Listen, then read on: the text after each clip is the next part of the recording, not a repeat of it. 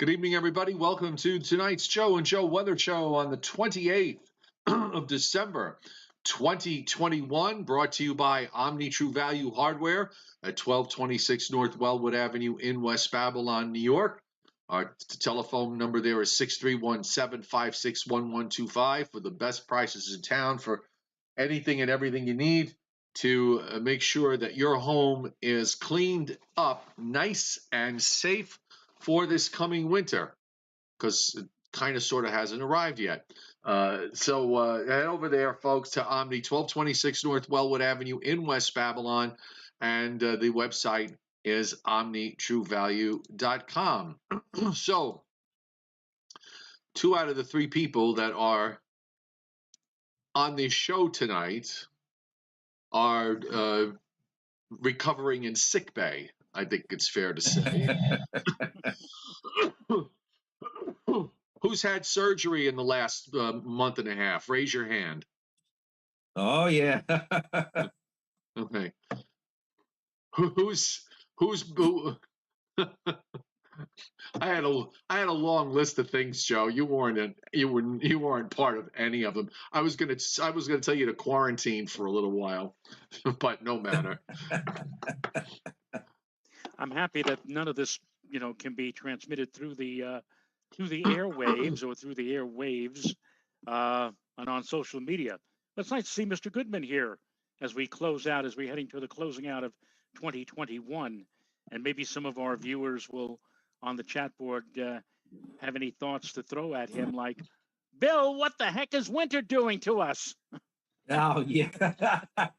I think that's kind of what inspired me to come on. Joe and I had been talking back and forth, just texting each other. I said it's time to show my face here and say hello and muddle the waters even more if I can. Well, why don't we start muddying them? And the folks on the board, good evening, everybody, and welcome as we kind of sort of slush our way. I can't even pick the right adjective. Swim our way toward and through New Year's. So if you do have any questions, keep them civil and put them on the chat board, and I will try to get them to Bill, get as many of them as possible to Mr. Goodman. Mr. Goodman. So, William, let's begin. As you've been telling me you were doing a few things, looking down the road, a couple of some of the technicals for the month of January. So I was thinking, let's start with the maddening Julian oscillation, okay, which is not one of my personal favorites, but you were looking at it and opining regarding what it may mean down the road. And by the way, you have the sharing capability. If you want to put some maps up, you can. All right. I will try to do that. Hopefully I get it right. If you can't, let me find my Joe and Joe folder here. If you can't, don't worry about it. All right. Okay, let me see what I can find here as far as the this is going to be fairly quick. I sometimes I feel like when I don't see anything in the big picture that excites me, it's like I got to go for a desperation move and look at what the MJO says down the road, and that's sort of where I'm at with this right now. Now let me try to. I'm going to share the screen and let's see if I can pull this up. Okay, this is going to be. As I was kind of just stumbling along looking at the CPC website, Climate Prediction Center, I'd come across some graphics that show basically what the I guess some lag temperature forecast based on the current MJO phase that we're in, what you might expect as you go down the road. Right. And that's one thing I was looking at, and I'm going to pull this. I'll share the screen. I'll pull this one graphic up. Let's see, where are we now? Okay, we're almost there. Okay. There you go. All right. Hopefully everyone can see this. This is graphic of the MJO, for those who don't know, is just basically a measure of convection these cycles of convection that go on in the Indian Ocean, and then I guess what happens with those disturbances as they propagate eastward through the Pacific Ocean and across the Atlantic. I think it's like typically a 40-something day cycle. Right. Not mistaken. This is not my wheelhouse. Like Judah Cohen will admit, we're not our area of expertise. So I'm doing the best I can with it. But anyway, right now we are in what's called phase 7 of the MJO. And I guess some research has been done to correlate the different MJO phases with what happens with temperatures and precip over the United States as we go down the road. Okay, phase 7 is typically mild, and I think we've seen that on and off. I mean, we're well into the 40s. I think some places in the 50s. At least a couple of days ago in New Jersey. I don't think we're allowed to get to 50 here on Long Island anymore with the ocean influence. But anyway, this particular graphic shows, I guess, what happened. What typically happens in the future after we're in phase 7, and as we go along, I'm not sure what the time frame of these lags are, but if you look, Bill, which graphic? Why don't you double click on? All right, I'm starting on the top left. Can you see me? Am I? Yeah, I see Euro Weeklies. I see Euro Weeklies average NAO. Euro Weeklies average EPO. Okay, now you widen the screen. Okay, here we. All right, can you see that? That should take up the whole screen. I do. So you're looking at that. What are you using the WHMJO7 graphic there? Yeah, the one. This is a forecast of, I guess the. Well, double click on that and open it up, because we're just seeing the file actually. So. All right, I did. Here, let me see let me try that again. When I do that, you know what? It's opening up in my Photos app, but it's not showing on the screen there. No. All right, let me try this again. Okay, no worries. Technology, Joe, technology. All right, share screen. Okay, here we go. Can you see it now? Now we see it. Yes, they're beautiful. Lots of blues and whites and yellows and, all sorts of fabulous colors that are out of fashion right now. That's just, it's totally fabulous. Yes. Well, I think the thing to look at is, I guess as we go down the road, this is suggesting as we move out of the phase 7 of the MJO that you go top to bottom on the left and then down toward the right, suggesting that we're probably going to get colder as we go along with time, and that actually corresponds. Usually the MJO, it moves through its different cycles. I think the next phase is phase 8. Then it's like 8 different phases, and I think phases 8 through 2 are typically colder than average for the eastern U.S., and that kind of goes along in line with what these maps are showing. I don't know what the lag period is, but I'm going to think it's probably at least the next 20 to 30 days. So definitely, at least maybe not so much in the near term, but as we get down the road, suggests we're going to get colder at some point. So that's at least that's half the equation for snow lovers is having the temperatures in the right place. So that may be a good sign.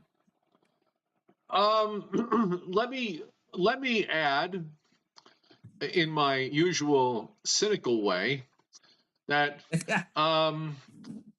what was it? Colonel Potter. What would he say, Joe Rayo? Horse hockey. Yeah. Right. Horse hockey. Okay. Exactly. Because I'm getting the sense here. I'm getting the sense here that if you think back, I'm trying to remember whether it was 2 years ago or 3 years ago. There was one year where all of the, I think the MJO went into phase 8, 1, and 2, and during the month of February, the polar vortex split and on and on and on, and none of it coupled. None of it coupled. The MJO didn't couple across the Pacific. the polar vortex split didn't couple down to the lower atmosphere. So I've been thinking over the last couple of weeks when I was, doing my, what I thought was my analysis for the long range, and I'll explain that in a moment. But when I was looking at everything, I thought, you know what, this has just a feeling to me that it doesn't want to couple across the Pacific. The Pacific Ridge is monstrous. That ridge up along 160.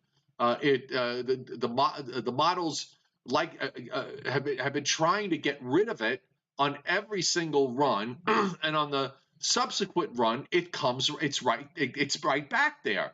So I'm just wondering that all of this is maybe all fine and dandy, but I just don't know where any of this stuff is coupling.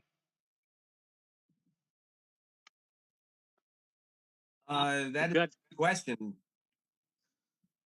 That's a very good question. That's why I got on here and said I was going to share my thoughts and not take full blame for them, because I don't have a good feel for where this is going to go either. Just sort of presenting some things that some possibilities. I think the other one you talked about. What could happen with the polar vortex. I guess that we may see another situation like you were talking about, where we're on the verge of a big stratospheric warming event taking place across the looks like the North Atlantic the next week or so. And usually we have to wait about 3 or 4 weeks down the road before we see any effects from that. And when I look long range, it looks like it's going to displace the polar vortex, but I don't. Yeah, you're right. I don't know if it's going to displace it in the right place. It's going to work out for us. I just don't have a good feel.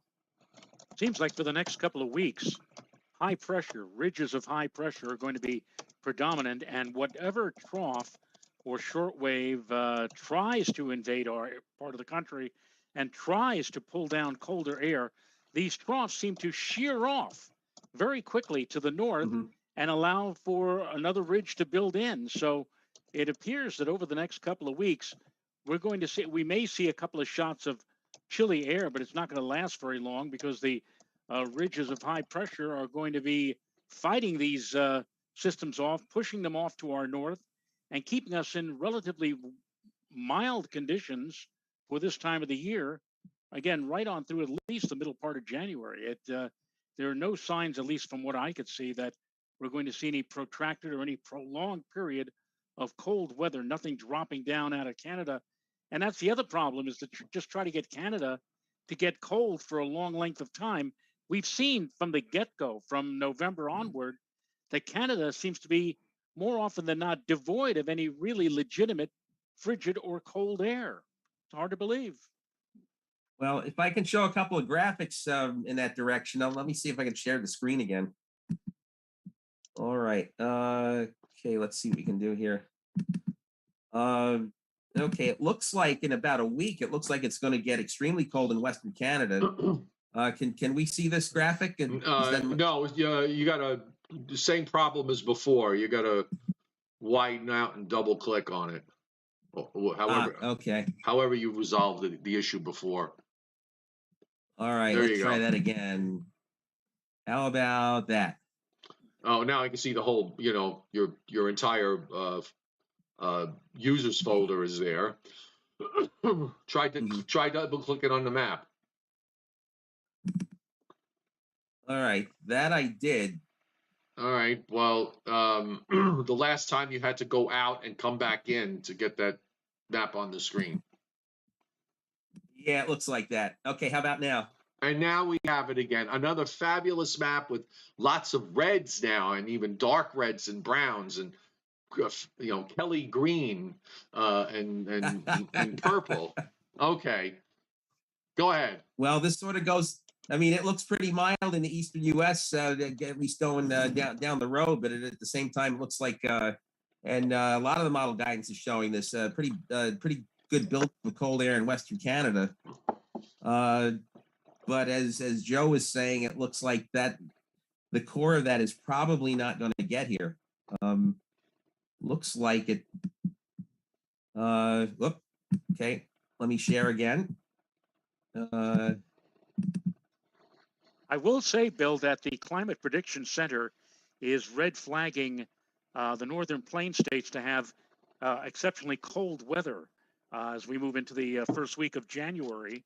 And that seems to be pointing toward what you're talking about and what you just showed, that Western Canada and the plain states are apparently in line to get the frigidly cold weather. But here in the east, again, that cold air is running into, ridges of high pressure, and so it is being forced to shear off or shear away to our north. And so we never, ever really get any of that really cold air, at least through the first week or 10 days, maybe even the first couple of weeks of January. Yeah, I would agree with that. It looks like it's all pretty much headed toward Eastern Canada. And I mean, we'll get colder, but not we shouldn't see frigid weather. That looks like it's going to be reserved for the plains in Eastern Canada, as whatever cold air builds up there spills eastward. I'm trying to get some graphics up here that with regards to the negative PNA. So that Timothy Veltman has sent, and I'm just having a really tough time bringing them up to make them big enough. So I'll put them on the screen, and Bill, maybe you can comment on this. So these are the winters where. Let me make sure I got my facts straight here. So these are the top 10 winters with regards to the negative PNA, okay? And we're looking at, see, I got a chart here. This is December 1st to 18th, PNA, 1948 to 2021,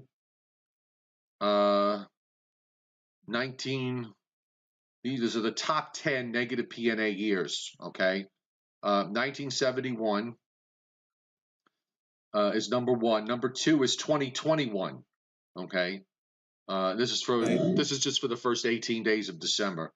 The next one is 1972, 1948, 1961, 2012, 2001, 2016, 1956, and what was the last one? I'm sorry, I closed it out too soon. 1978. Okay. So it says both had a wide range of outcomes. 43.8 inches between the most and least snowiest winter in Central Park. For Albany, it was 45.1. In Central Park, the least snowiest winter was 27 inches below average. And for Albany, it was 15 below average.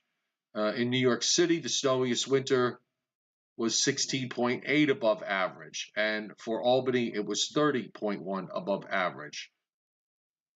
2 years of the 9 would be considered well below average snowfall, one below average, 4 slightly below average, 1 slightly above average, and only 1 well above average. And in Albany, it was 2 well below average, 1 below average, 3 slightly above average, 2 above average, and 1 well above average. So after averaging all the 9 years, the average in Central Park was 7.4 degrees below the seasonal, 7.4 inches below the seasonal average. So I guess that 1 year where it was a lot above kind of skewed the numbers up a little bit. And for Albany, it wound up being 3 inches above the seasonal average. So possibly in severely negative PNA winters for New York City and coastal I-95, it would favor a below to slightly below average winter. And for Albany and inland areas, would favor an average to slightly above average winter. So that makes sense to me. Yeah, it does here too. What's your take on that? With respect to the negative PNA, and this is something has kind of crossed my mind. I always go back to that the winter we had the 4 nor'easters in the month of March, and I remember looking at teleconnections in that stretch on a just constantly looking at them every day to see what the forecasts were. And does a negative PNA in the month of March mean the same thing as a negative PNA in the month of December in terms of what the outcome is in the East? Because in that particular year, now I think the exception that year was the fact that the NAO, the EPO, the PNA, and the AO were all in off the wall, extreme, 4 standard deviations or more negative to the mean. And it was my view at the time, and it's still my view today, is that when you have teleconnections stretched, when all of them are stretched to their, to the far ends of where they should be, all bets are off in terms of what can happen. Yeah, I would agree with that. I mean, at least as far as the PNA, it looks like it only in the European control run. I guess from the last set of weeklies, do I see it going positive? Maybe just for a little while in mid-January. Otherwise, forget it. I don't see the both the GFS and the European ensembles. Other than that, are just negative right through. For quite a while, maybe even in early February. Well, you know what's maddening is, to me, is two things. One is every day, I pull up the teleconnections every day and look at them, and I happened to pull up the NAO this morning, and all of a sudden, out of nowhere, the NAO, which has been pretty much staying negative all of this week, and maybe kind of trending up to positive early next week, all of a sudden on today's runs, the NAO is neutral and actually goes sharply positive right around New Year's Day. I mean, where did that come from? All of a sudden, I mean, it's like today's the 27th, the 28th of December. What happened? And this happened a few weeks ago when I jokingly said, with regards to the NAO, which the teleconnections were showing it to be negative as far as the eye could see, saying that bringing up the idea that we'll bring this up tomorrow and it will have flipped and everything would be positive. And I said it as a joke, and lo and behold, the next day it's flipped and everything was positive. I mean, why is the NAO? Why do you think the NAO of all three of the teleconnections is as volatile as it is? That is a good question. I don't think it's the only one either. I think there's a couple other. I think even the EPO was kind of volatile. Yeah, I mean, there's no consistency. I look run to run on the ensembles and the weeklies, and I know I'm going to see something different each time that I go. I don't have a good answer for it. And meanwhile, by the way, the PNA, which is I now have up, should be up there on the screen, is 2 standard deviations negative. It stays 2 standard deviations negative. All the members are negative. And only toward the end of the forecast period, which probably takes us now into the middle part of January, you start to see a scattering where half of them don't go positive and half of them go negative. This is my own view. My views from a couple of weeks ago remains the same. You're going to be hard pressed to have any kind of large scale changes in the pattern across North America over the next 2 to 3 weeks.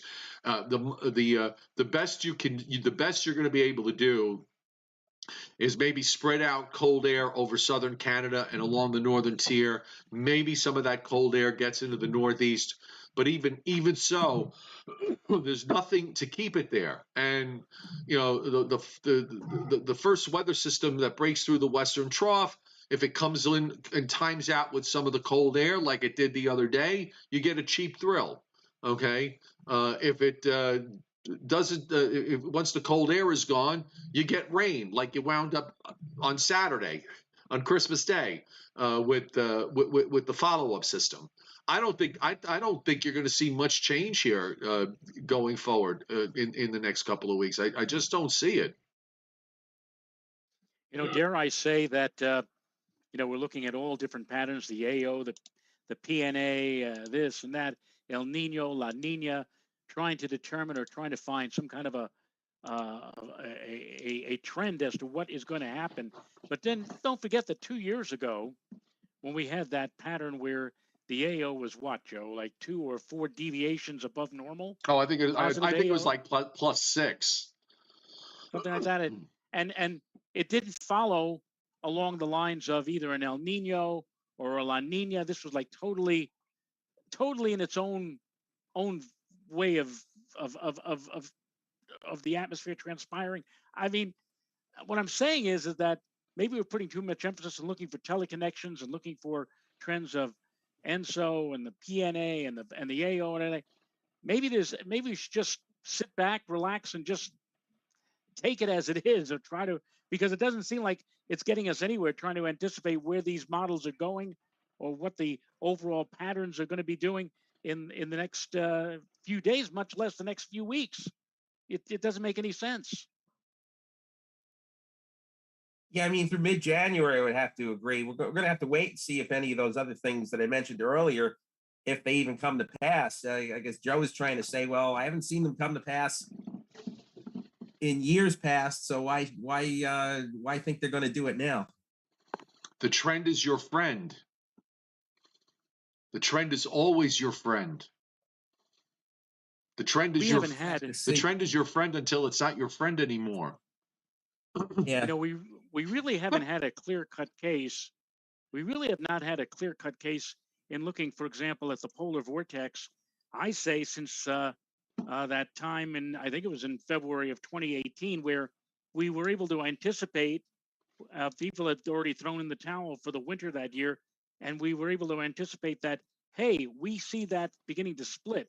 And hey, this looks like a pattern that is really looking much, much better as we get to the end of February and on into March.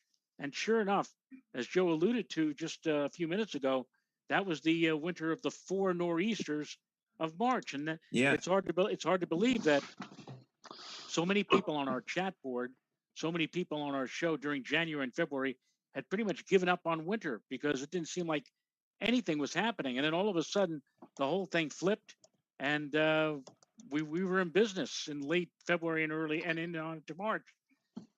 So maybe that is ahead of us, but I haven't seen anything so clear cut as that pattern. And now we're going on what, 3 years? Yeah, I'm bringing up the 10 millibar, and this was this is another mess. Let me as Ollie would say to Stanley. Let me make it a little smaller so we could see it on the screen and also see the dates. So this is actually Thursday's. Thursday, December 30th, where you have what looks to me like, I always like to play follow the flow. So if you draw a line from the north coast of Siberia into Western Canada and the Pacific Northwest, that's where all your cold air is going. And in the meantime, you've got this, kind of mild south-southwest flow in the eastern part of the United States. The vortex seems to be centered over Greenland.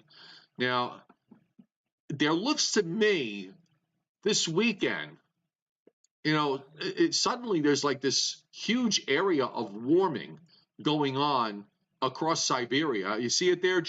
You'll see it when I loop it there, Bill and Joe. You see that really big brown, reddish brown area that spreads out across Siberia and starts to come around. Now, is that are we looking at that as some sort of significant stratospheric warming event? Because that does seem to at least nudge the vortex a little bit further to the east, where suddenly instead of having, this south-southwest flow in the northeast, we're getting into more of a trough with the polar vortex towards the end of the forecast period.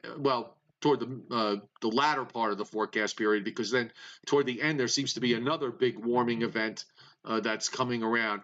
You said to me, Bill, when we talked the other day, that you saw that maybe there was a chance that we could see some stratospheric warming events at the 10 millibar level.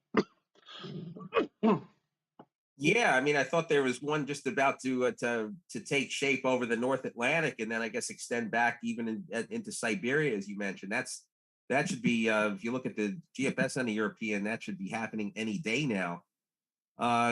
I mean, I look longer range, and it's not. I mean, the models aren't really showing a split. They might show a displacement, but it doesn't. Even that doesn't.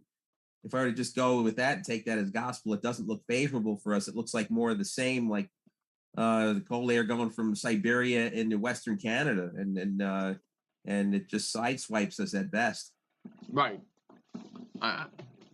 And by the way, I still think this weekend with this sort of, I don't know if you want to call it a double low or a strong lead low with maybe a second lagging wave that's behind it. I would just like to point something out, and I will do this greedily on the screen. I'm not good at picking out my adjectives tonight. I'm kind of tired. It's been a long day. So give me a moment here to pull up two graphics that I think are very interesting. Joe Rayo, you'll find this interesting. SPC on Friday. This is in their day 4 outlook, has a 15% chance of severe weather across Arkansas, western Tennessee, and northwestern Mississippi. And on day 5, SPC has a very large area of 15%, which translates to at least a slight risk of severe weather for southern Kentucky, Tennessee, northern Georgia, almost all of Alabama, almost all of Mississippi, most of northern Louisiana, and eastern Arkansas. So this is from the system that's going to be evolving and coming east for the weekend. And to top it off, I would just also like to point out that WPC on their day 6 outlook. So this is Sunday. Excuse me. It has Sunday into Monday. Has a 10 to 30% chance of at least 1/4 of an inch of liquid equivalent of snow or sleet through the southern Appalachians, just about touching me, okay, and then running northeast. Now, WPC must be buying somewhat into the idea that the second wave on Sunday is going to bring in some colder air and maybe change it over to snow briefly away from the coast. Maybe later Sunday afternoon or Sunday evening. I'm not exactly, 100% sure on the timing, but they've got, you just go just north and west of New York City, just north and west of Long Island, the northern half of New Jersey, all of PA, all of New York State, Connecticut, Rhode Island, Massachusetts. You get the idea. All in this zone of 10 to 30% of at least 2.5 inches of liquid equivalent of snow and sleet. So they're looking at the weekend system thinking there might be something to this idea that maybe the lagging wave and some cold air comes in when the lagging wave goes by.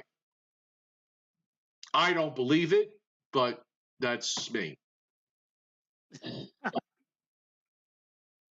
It's interesting now. We're seeing one map that shows a swath of wintry weather, and another map that is showing you that down toward, let's say, Tennessee and Kentucky and those areas, they have a chance, even at this early date. That was, what did you say, day 5? Day 5. Of convection.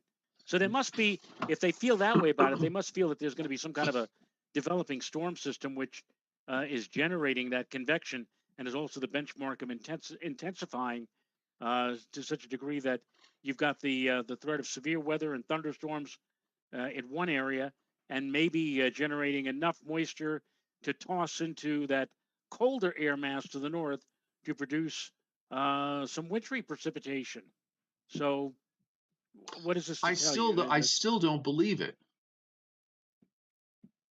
I think the first wave goes by, we get rain. I mean, we'll get whatever we get out of it. The second wave will wind up getting suppressed to the south and east. Most of the precip will be offshore. Maybe the Southern Appalachians will get something because I live here at the moment. So, I have a personal axe to grind. I want to get an inch of snow before I want to get 1 inch of snow of accumulating snow on the ground before either one of you do. Well, we came close. We came close on Christmas Eve morning, Joe. I mean, as I said, my rough guesstimate for where I am on parts of my driveway was 3/4 of an inch, although a lot of places probably had less than a half an inch.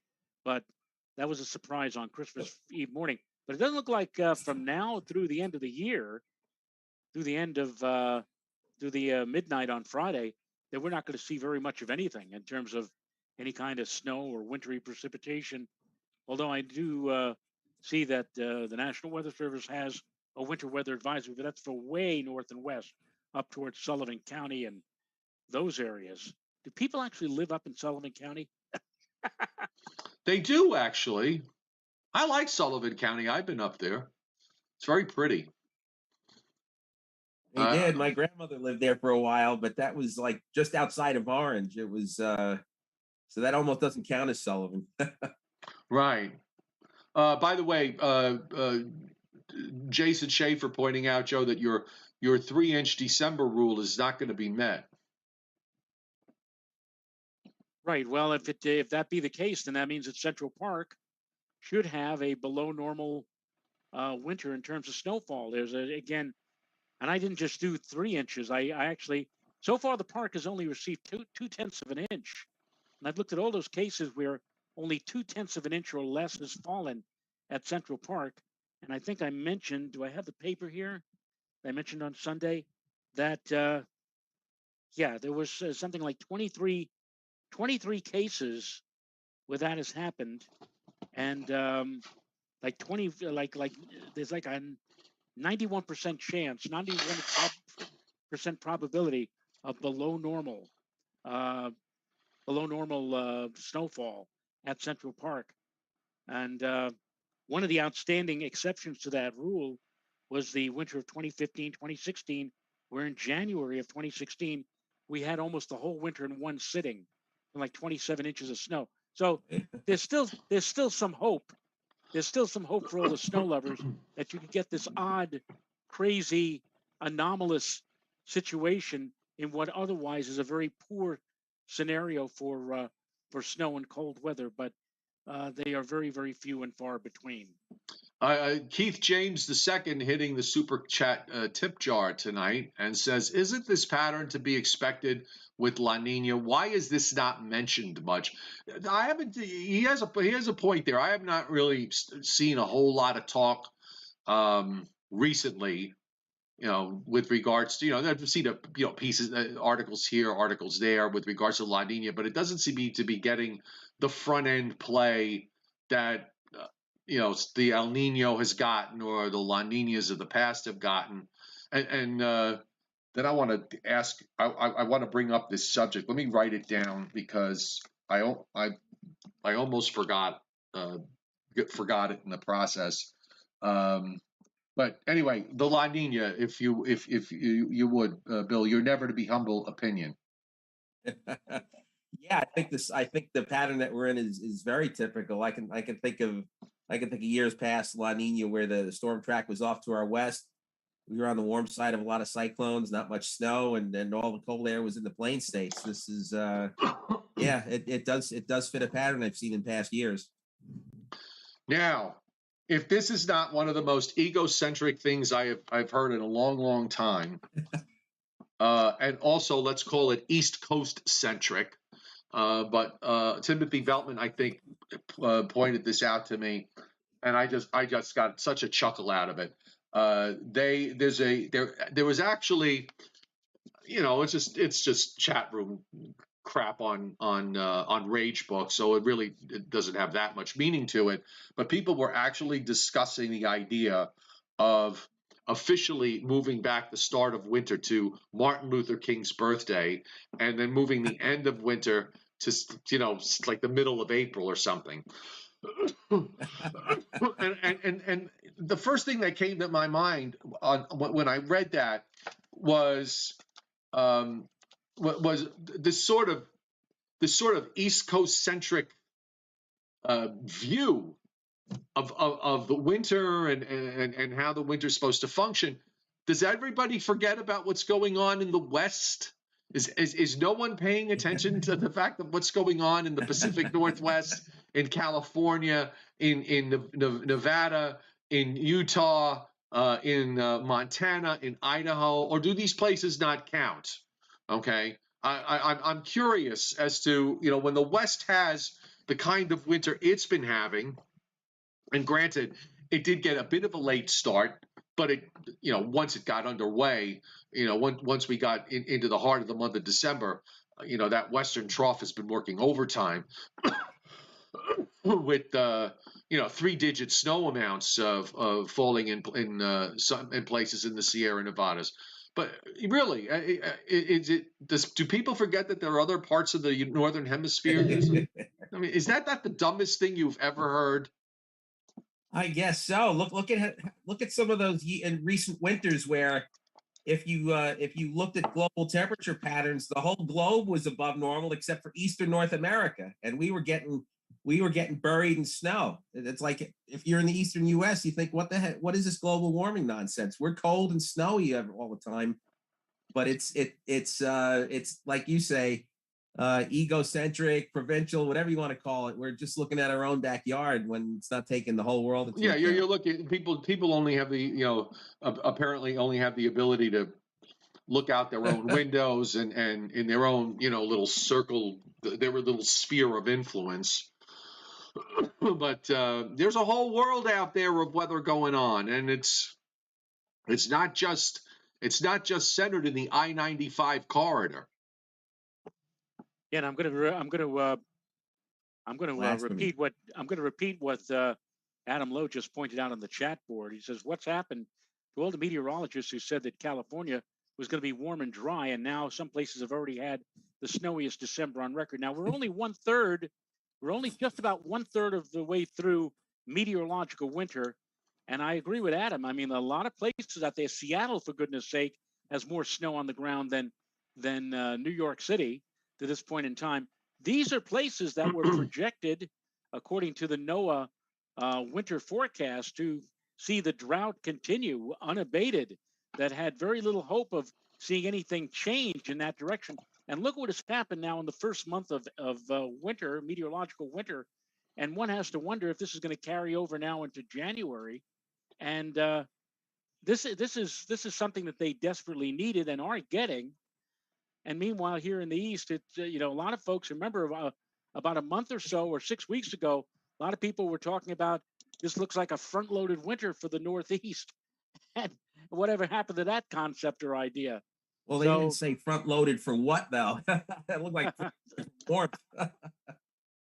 Well, I think they were alluding to cold and snow, or it has not happened. So far, this first month of winter has been anything but in terms of most long-range predictions, because a lot of these forecasts have already. I could just imagine living in parts of California. What are they talking about? They said it was going to be dry and mild through this winter, and look what has happened to them. This is crazy, crazy. By the way, Joe, the climatology, because I think the coldest month of the year, typically in some parts of the Western U.S., is December. It's almost like climatology. Ms.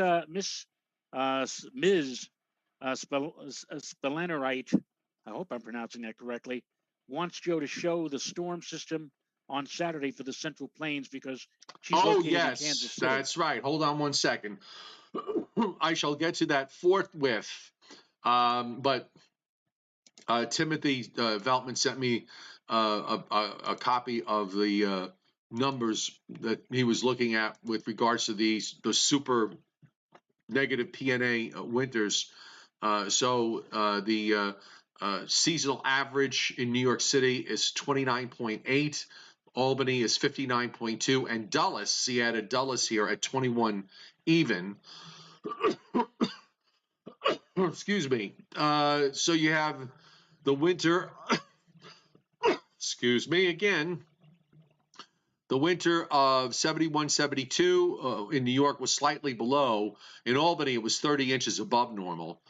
72, 73, which was the least snowiest in New York's history, 2.8. And Albany had 70.9. So another, the high PNAs, the negative PNAs definitely helping the upstaters more than the downstaters. 48, 49 comes in for New York City at 46.6. For Albany, it comes in at 44.2. So that was one of the above normal years. 61, 62 was below. 12, 13 was about 3 inches below. 2001, 2002, 3.5 inches for the whole winter that year. 30.2 inches in 16, 17. 56, 57, 21.9. And 78, 79, which was exactly normal, 29.4. And in that particular winter, by the way, the trough also set up in the west, and it really didn't shift eastward until the very end of January. And then for the first 3 weeks of February, which, Joe, you and I have talked about this, was, about as brutal cold a stretch that we've ever seen, that you and I have experienced in the Northeast. I mean, there have been brutal stretches that have been worse, but we weren't alive in 1917 or whenever that was. Right. The dullest snowfalls are kind of interesting because in 78, 79, and this is probably due to the President's Day storm, 40.6 inches versus New York City's 29.4. And the other years for Dulles, which runs at about 21 inches of seasonal average, just about all of them, except for that 1 year in 78, 79, were below average. And yeah, we weren't around in 70. Although I will tell you, Joe, I think in February of 1979, it was pretty darn cold. Yeah. That was a Well, cold that February. was 78, 79. Yeah, that's what I was saying. Right. Yeah. Yeah. But you were also alluding to, the winter of 17, weren't you? Or Oh no, what I said was that the winter of 78, 79 was probably that stretch in late January in through the first 3 weeks of the month of February was about a brutal a stretch of cold weather as you and I have experienced in the winters, because we weren't alive in 1917. Yes. You're forgetting that very important Yeah. part, that you and I we Right. weren't living at the time. Right. Right. We were not. We were not even even a gleam in our father's eye back then. In fact, our No, fathers probably, and in fact, our fathers weren't even a gleam in their father's eyes. that's correct. In fact, there was no gleam. Okay, Yeah. there was no gleam. It was all arranged at the time in those days. All right, so back to Kansas City. Kansas City. I'll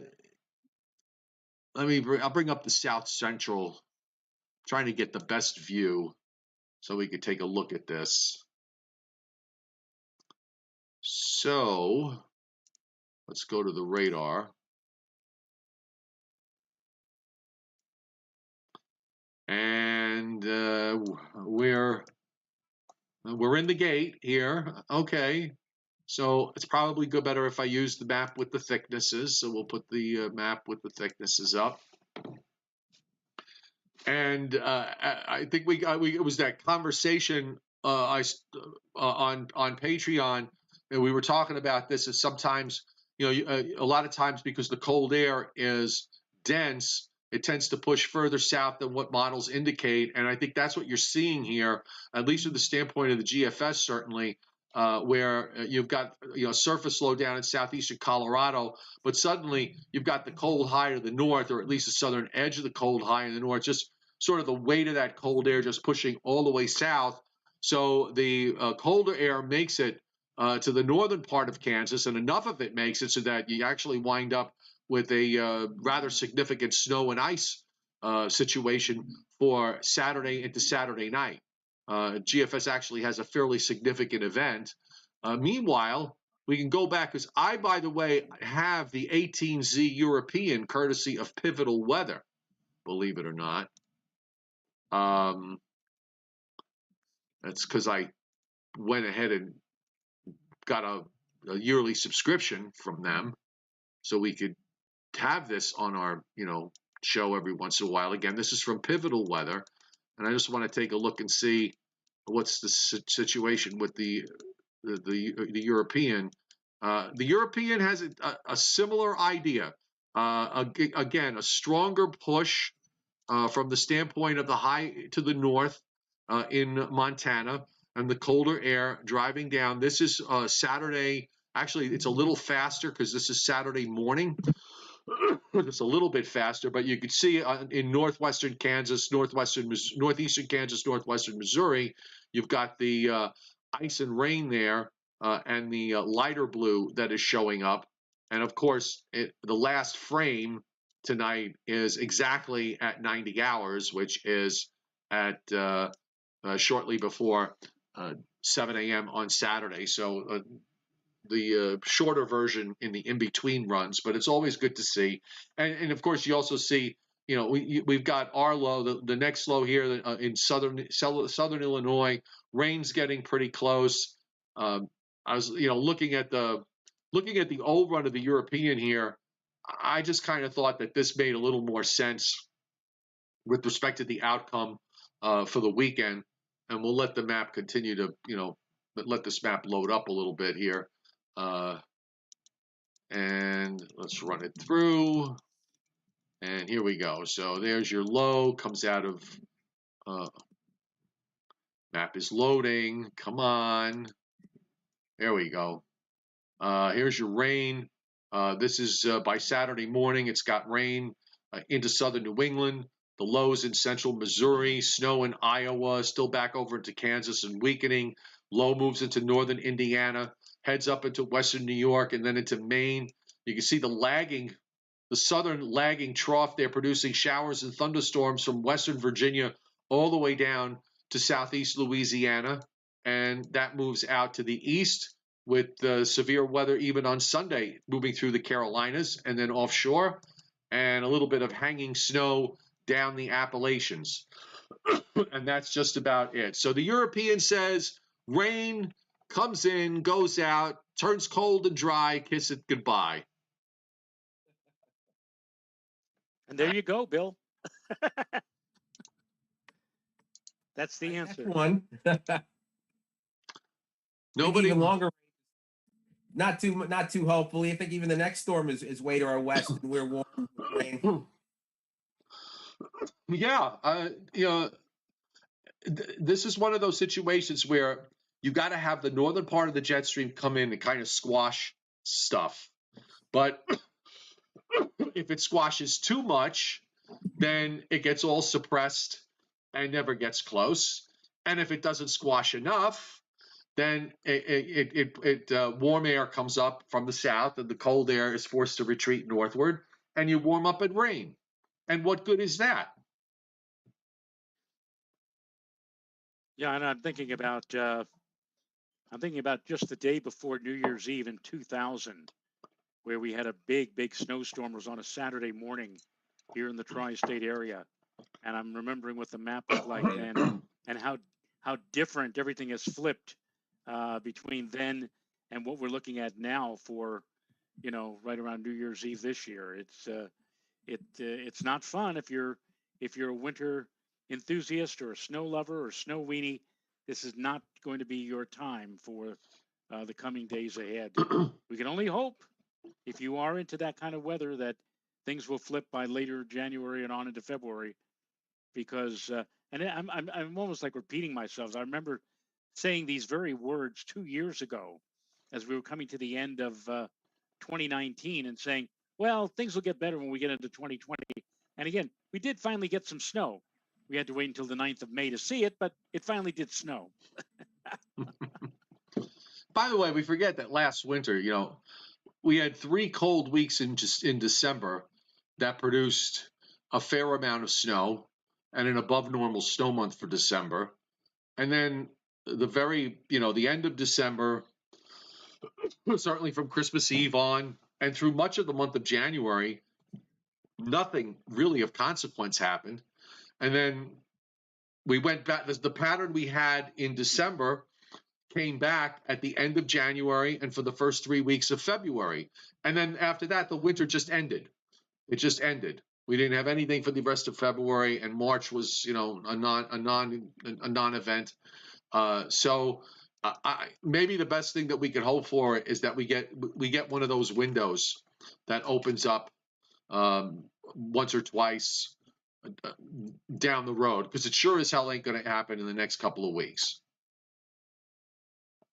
And there you go. I'm still waiting. I've said this before. I'm still waiting for the blizzard to hit on New Year's Eve night, and to see how many people, would. I mean, I'm talking about 1 to 2 inches per hour, 30 and 40 mile per hour winds, frigidly cold temperatures. We've seen that happen on Christmas. We've seen that happen on other holidays. We've never seen that happen, at least in our lifetimes, on New Year's Eve.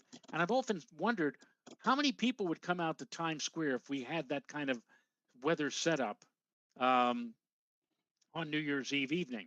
Every year I say to myself, maybe this will be the year. And every year it's the same thing. I can remember a lot more record or near record high temperatures on New Year's Eve. Although, what was it, about 3-4 years ago, we came close to setting the all-time record for cold on I'm waiting on New Year's Eve for the ball drop.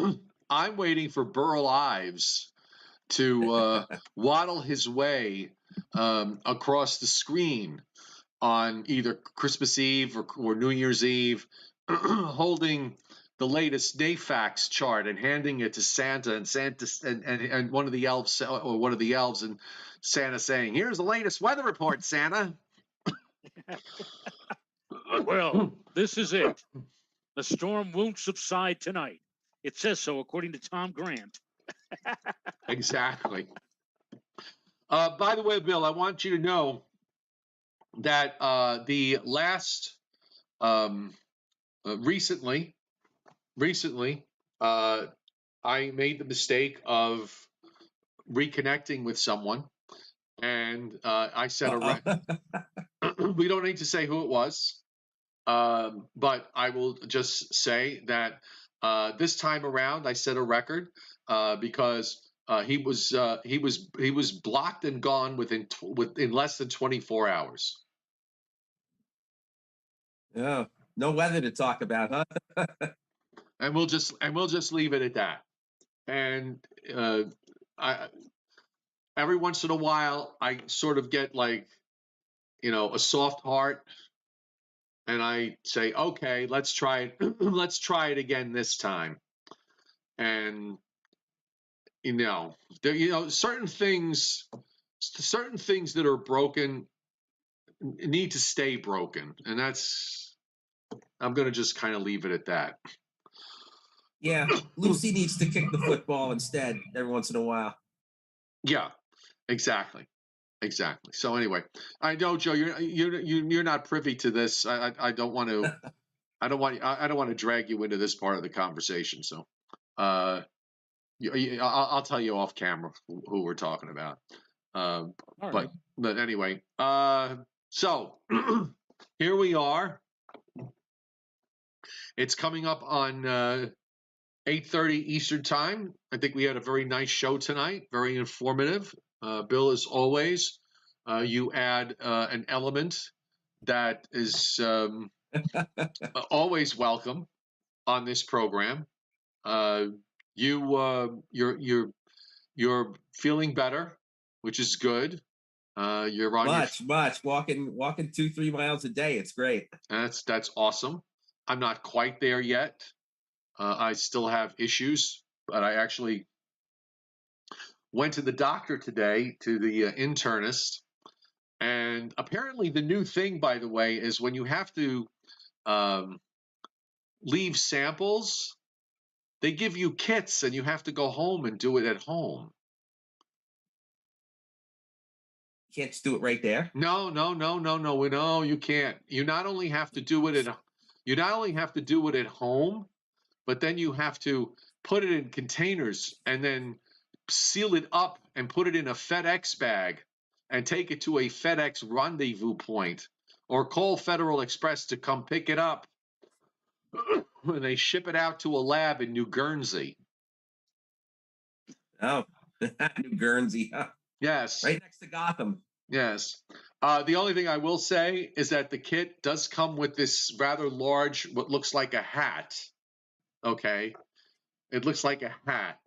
And you have to, instead of wearing the hat, which is advisable to do only before you use it, but you actually have to sit on the hat.